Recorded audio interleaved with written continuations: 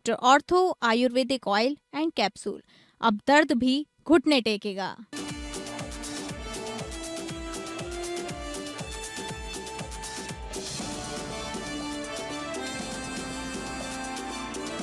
उत्तराखंड के चमोली में निर्माधीन टनल में भूस्खलन, कई हताहत, कुछ बचाए गए। सीएम धामी हादसा स्थल पहुंचे, बचाव कार्य का लिया जायजा।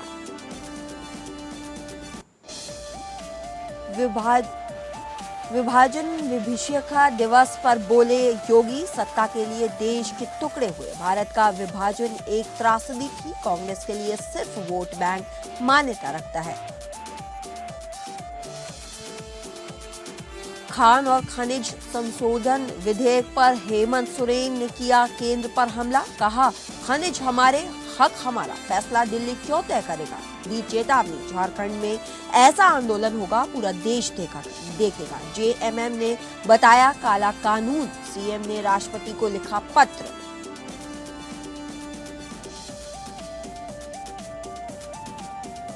नमस्कार, स्वागत है आप सभी का टॉप अपडेट में। मैं हूं आपके साथ समृद्धि यादव। चलिए रुक करते हैं आज की कुछ खबरों की ओर। पहली खबर चमोली से, जहां चमोली के पीपल कोटी क्षेत्र में टीएचडीसी की सहायक कंपनी एचसीसी के निर्माधीन डीआरटी टनल के अंदर मलबा गिरने से एक बड़ा हादसा हो गया। हादसे में 7 मजदूरों की मौत की पुष्टि हुई है। वहीं पीपल कोटी इलाके में एचसीसी की साइट पर निर्माधीन डीआरटी टनल धंसने से 7 मजदूरों की मौत हो गई है। हालांकि 18 मजदूरों का रेस्क्यू कर लिया गया है और बाकी लोगों की तलाश जारी है। दरअसल गुरुवार शाम करीब 7 बजे हाइड्रो प्रोजेक्ट की टनल के अंदर एक कैविटी से अचानक भारी मात्रा में मलबा और पानी बाहर आ गया और अंदर काम कर रहे मजदूर फंस गए। हादसे की जानकारी मिलते ही मौके पर एसडीआरएफ, एनडीआरएफ, जिला प्रशासन और आपदा प्रबंधन की टीम पहुंची और रेस्क्यू ऑपरेशन शुरू किया गया। वहीं टनल में फंसे लोगों के रेस्क्यू के लिए सेना की टीम भी तैनात कर दी गई है। वहीं इसी के साथ साथ सीएम पुष्कर सिंह धामी देहरादून से घटनास्थल पहुंच गए हैं और आपदा प्रभावित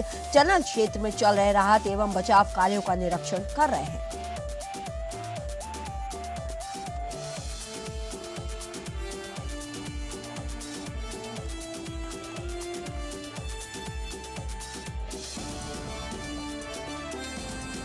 यार एंकर कहाँ है?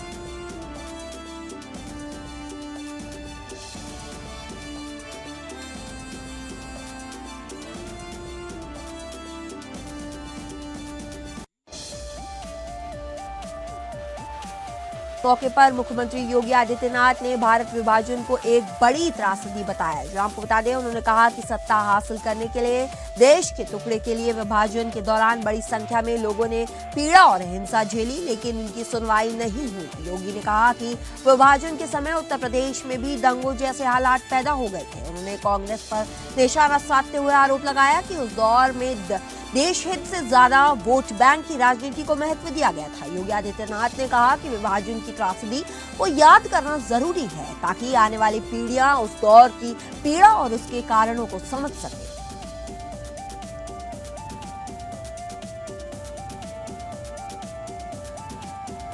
सोरेन बोले झारखंड में ऐसा आंदोलन होगा पूरा देश देखेगा। आपको बता दें, लोकसभा में गुरुवार को खान और खनिज विकास एवं विधिनियम संशोधन विधेयक 2026 पारित हो गया है। जेएमएम ने इसे काला कानून बताया है। इसके बाद झारखंड के मुख्यमंत्री हेमंत सोरेन ने केंद्र सरकार को बड़े आंदोलन की चेतावनी दी है। मुख्यमंत्री हेमंत सोरेन ने एक्स पर लिखा, झारखंड ऐसा बड़ा आंदोलन करेगा जिससे पूरे देश देखेगा। उन्होंने आगे लिखा, खनिज झारखंड का, जमीन झारखंड की, तो हमारे हक अधिकार का फैसला दिल्ली क्यों करेगी। मुख्यमंत्री हेमंत सोरेन ने एक्स पर लिखा, लोकसभा और राज्यसभा दोनों सदनों में जल्दीबाजी में खान और खनिज विकास एवं विनियम संशोधन विधेयक 2026 पारित केंद्र सरकार ने झारखंड के हाथ पैर काटने का काम किया है। इस मामले को लेकर सीएम सोरेन ने राष्ट्रपति को लेकर एक चिट्ठी लिखी है और केंद्र के इस बिल पर हस्ताक्षर करने से पहले विचार करने की अपील की है।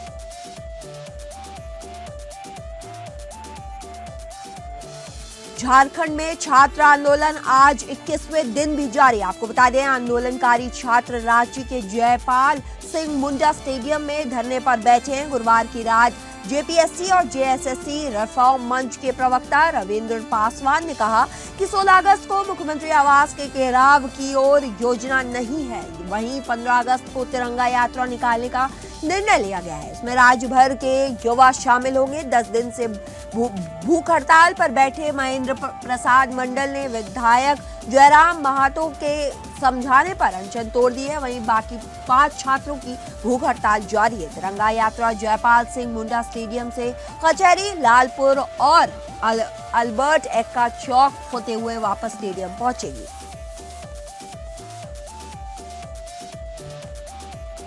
महाराष्ट्र के नांदेड़ में शिरोमणि अकाली दल के अध्यक्ष और पंजाब के पूर्व उप मुख्यमंत्री सुखबीर सिंह बादल पर हमला हुआ है। आपको बता दें, पुलिस ने बताया कि गुरुद्वारा माता साहिब कौर ने एक निहंग ने उन पर कृपाण से हमला कर दिया है। साथ ही उनकी सुरक्षा में तैनात एक पुलिसकर्मी भी घायल हुआ है। सुखबीर सिंह बादल परिवार के साथ नांदेड़ गुरुद्वारा में माथा टेकने गए थे, लेकिन सुखबीर बादल को यशोई साई अस्पताल में भर्ती कराया गया है। हमला करने वाला निहंग और पेशे से वकील है। हमलावरों को पुलिस ने हिरासत में ले लिया है। वहीं राज्य के मुख्यमंत्री देवेंद्र फडणवीस ने बादल के परिवार से फोन पर बात की है।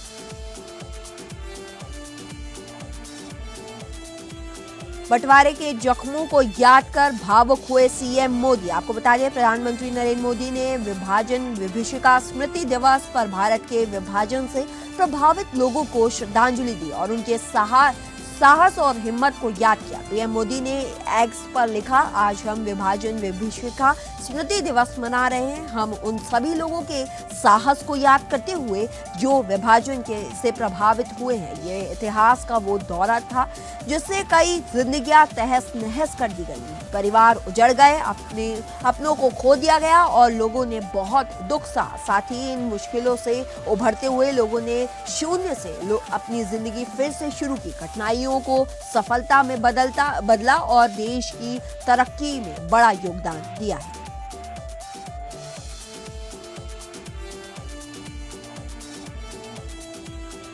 अयोध्या में लूट गिरोह का खुलासा, 3 आरोपी गिरफ्तार। आपको बता दें, कुमारगंज पुलिस, एसओजी और सर्विलांस टीम ने संयुक्त कार्रवाई करते हुए लूट की वारदातों में शामिल 3 आरोपियों को गिरफ्तार किया है। पुलिस के मुताबिक आरोपी सफेद आपचे मोटरसाइकिल से लूट की वारदातों को अंजाम देते थे। पीड़ितों में डर पैदा करने के लिए असली तमंचे के साथ नकली पिस्टल का भी इस्तेमाल किया जाता था। वहीं पुलिस ने कुमारगंज क्षेत्र में हुई 2 लूट की घटनाओं का खुलासा किया है। पूछताछ में अमेठी के शुक्ल बाजार थाना क्षेत्र में हुई एक लूट में भी आरोपियों की संलिप्तता सामने आई है। सीसीटीवी फुटेज, यक्षी ऐप और अन्य इलेक्ट्रॉनिक साक्ष्यों की मदद से पुलिस आरोपियों तक पहुंची है।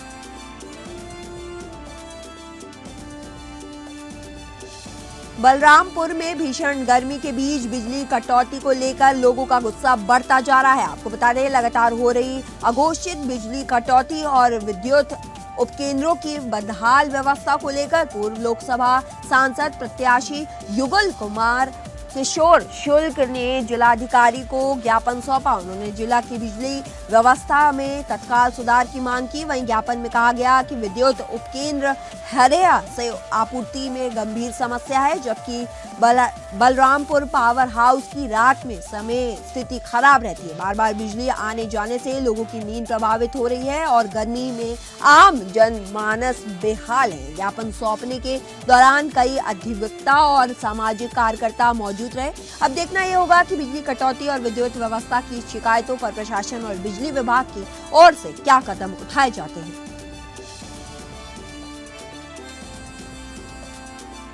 बलरामपुर से इस वक्त की बड़ी खबर सामने आ रही है, जहां तेज रफ्तार लदी पिकअप अचानक सामने आए, जहां साइकिल सवार को बचाने के चक्कर में अनियंत्रित होकर सड़क पर पलट गई। आपको बता दें, हादसे में पिकअप चालक बार बच गया। वहीं गनीमत ये रही कि हादसे में कई जनहानि नहीं हुई है। मामला थाना हरेया क्षेत्र के चौधरी जिया का है, जहां कॉलेज के पास सिया तुलसीपुर मार्ग पर तेज रफ्तार पिकअप टमाटर लादकर तुलसीपुर मंडी की ओर जा रही थी। इसी दौरान अचानक एक साइकिल सवार पिकअप के सामने आ गया।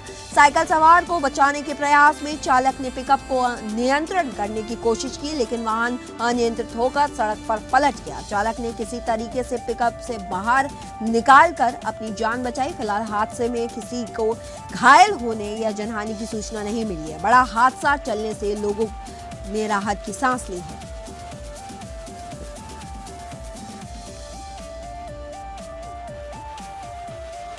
बलरामपुर में स्वतंत्रता दिवस से पहले भव्य तिरंगा यात्रा निकाली गई। प्रभारी मंत्री सतीश शर्मा के नेतृत्व में एमपीपी इंटर कॉलेज से स्पोर्ट्स स्टेडियम तक निकाली इस यात्रा में जनप्रतिनिधियों, अधिकारियों, विद्यार्थियों, युवाओं और आम नागरिकों ने बढ़ चढ़कर हिस्सा लिया है। साथ ही हाथों में तिरंगा लेकर उमड़े जनसैलाब के बीच पूरा शहर भारत माता की जय और वंदे मातरम के नारों से गूंज उठा है। स्टेडियम में देशभक्ति से ओतप्रोत सांस्कृतिक कार्यक्रमों ने भी सभी का मन मोह लिया है। प्रभारी मंत्री सतीश शर्मा ने लोगों से हर घर तिरंगा अभियान से जुड़ने की अपील की है।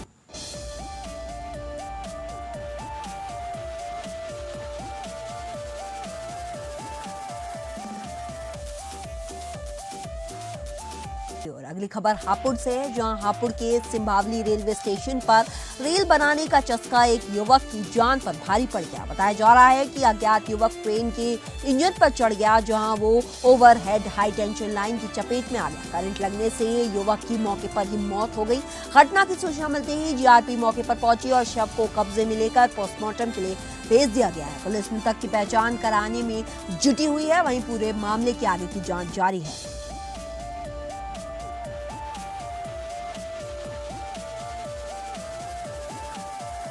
कानपुर नगर शहर में सुरक्षा व्यवस्था मजबूत करने और संदिग्ध गतिविधियों पर प्रभारी अंकुश लगाने के लिए पुलिस ने नाकाबंदी कर संघ चेकिंग अभियान चलाया। आपको बता दें, जॉइंट पुलिस कमिश्नर के आदेश पर रावत थाना क्षेत्र में पुलिस टीमों ने बैरियर लगाकर वाहनों की जांच की। चेकिंग के दौरान संदिग्ध वाहनों के साथ साथ बाहर से आने वाली बड़ी गाड़ियों और कारों को रोककर उनकी जांच की गई। पुलिस के मुताबिक अभियान का उद्देश्य संदिग्ध गतिविधियों पर नजर रखने के साथ साथ तस्करी में शामिल लोगों और वाहनों की धरपकड़ करने का भी है। इसी क्रम में रावतपुर क्षेत्र में यातायात नियमों का उल्लंघन करने वाले वाहन चालकों पर भी कार्रवाई की गई है। बिना हेलमेट वाहन चलाने और बाइक पर 3 सवारी बैठाने वाले चालन को काटे गए हैं। पुलिस ने वाहन चालकों को हेलमेट लगाने और यातायात नियमों का पालन करने की हिदायत भी दी है।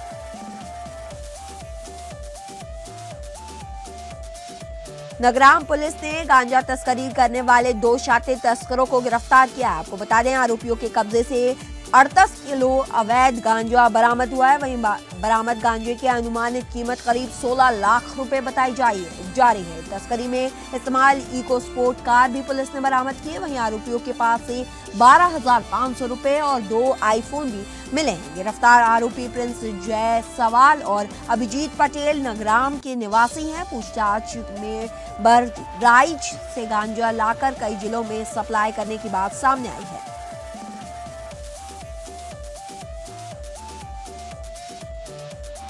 उत्तराखंड स्टेट के हल्द्वानी में अभी हाल ही में कांग्रेस पार्टी के राष्ट्रीय अध्यक्ष मल्लिकार्जुन खड़गे के हुए प्रोग्राम के बाद उनके दलित होने की वजह से मंच का शुद्धिकरण किया गया। ये जानकारी संसद के जरिए भी देश को मिली है। ये मामला अति निंदनीय है और जहां की सरकार बिना कोई देरी किए हुए ऐसे जातिवादी और सामंती तत्वों के विरुद्ध सख्त कानून के तहत उचित कार्रवाई करके उन्हें जेल भेजे।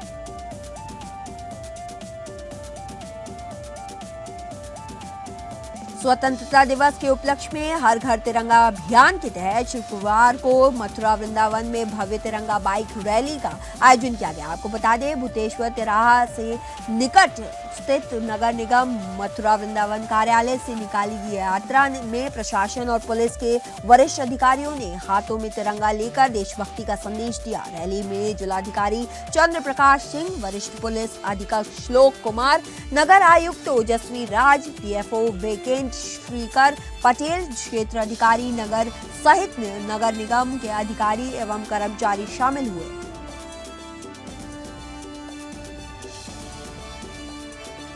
प्रधानमंत्री नरेंद्र मोदी के आह्वान पर पातेपुर विधानसभा क्षेत्र में अनुसूचित जाति एवं अनुसूचित जनजाति कल्याण विभाग बिहार सरकार के मंत्री लेखेंद्र पासवान के नेतृत्व में भव्य तिरंगा यात्रा निकाली गई। आपको बता दें, यात्रा में बड़ी संख्या में क्षेत्रवासियों ने उत्साहपूर्वक भाग लिया। वहीं हाथों में तिरंगा और दिल में देशभक्ति का जज्बा लिए लोगों ने भारत माता की जय और वंदे मातरम जैसे जयघोष से पूरे क्षेत्र का राष्ट्रभक्ति से रंगारंग माहौल बना दिया।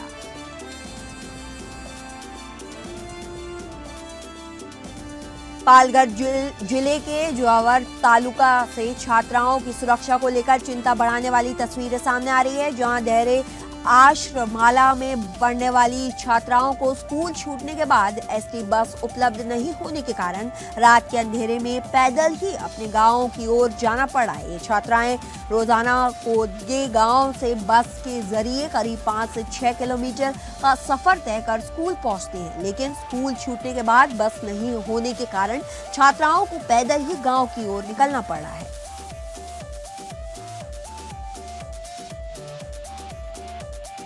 प्रतापपुर क्षेत्र के तमौर पिंगला अभ्यारण्य में विश्व हाथी दिवस के अवसर पर विशेष कार्यक्रम का आयोजन किया गया। आपको बता दें, ये आयोजन रमकोला स्थित रेस्क्यू सेंटर में हुआ, जहां हाथियों के संरक्षण और सुरक्षा को लेकर वन विभाग की ओर से महत्वपूर्ण जानकारी दी गई। कार्यक्रम के दौरान वन विभाग के अधिकारियों ने हाथियों के संरक्षण, सुरक्षा और उनके प्राकृतिक आवास को सुरक्षित रखने की आवश्यकता पर प्रकाश डाला। साथ ही हाथी और मानव के बीच बेहतर तालमेल स्थापित करने तथा मानव हाथी संघर्ष को कम करने के लिए जागरूकता का संदेश दिया गया है। अधिकारियों ने बताया कि हाथियों के संरक्षण के लिए वन विभाग के साथ साथ स्थानीय लोगों की भागीदारी भी बेहद जरूरी है। विश्व हाथी दिवस के माध्यम से लोगों को हाथियों के प्रति संवेदनशील होने और उनके संरक्षण में सहयोग करने का संदेश दिया गया है। तमौर पिंगला अभ्यारण्य में आयोजित इस कार्यक्रम का उद्देश्य हाथियों के संरक्षण के प्रति जागरूकता बढ़ाना और वन जीवियों तथा मानव समुदाय के बीच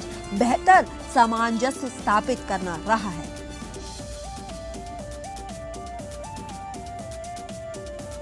जागीर चांपा समेत पूरे छत्तीसगढ़ में आज हरेली तिहार की धूम है। आपको बता दें, सावन अमावस्या पर मान्या जाने वाला ये पर्व हरियाली, खेती, किसान, पशुधन और छत्तीसगढ़ी लोक परंपराओं का प्रतीक है। आपको बता दें, हरेली के मौके पर किसान अपने कृषि औजारों की साफ सफाई कर पूजा अर्चना करते हैं और अच्छी फसल और सुख समृद्धि की कामना करते हैं। वहीं पशुधन को भी नहलाकर उनकी खुशहाली और अच्छे स्वास्थ्य की कामना की जाती है। हरेली की बात हो और गेड़ी का जिक्र ना हो, ऐसा कैसे हो सकता है। गाँव के में बच्चों और युवा बांस से बनी गेड़ी पर चढ़कर पर्व की खुशियां मनाते हैं। वहीं पारंपरिक खेलों और सावन के झूलों का भी खास उत्साह देखने को मिलता है।